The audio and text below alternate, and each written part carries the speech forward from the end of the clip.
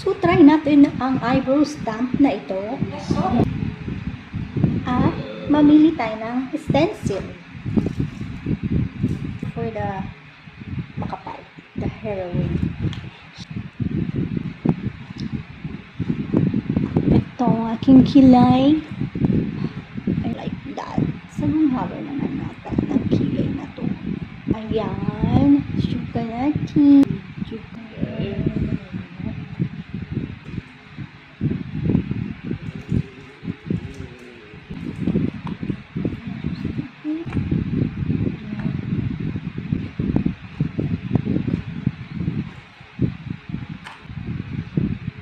Okay, are we ready to see the ta-da-da?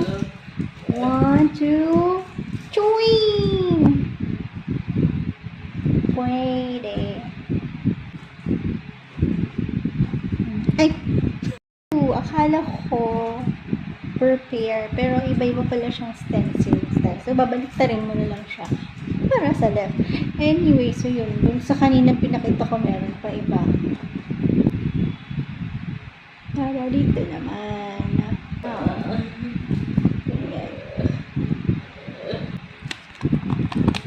Tapos para makuha na nasa loob.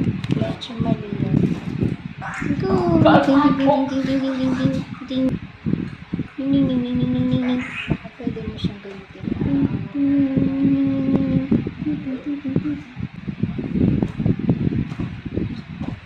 That's it for the eyebrow stamp.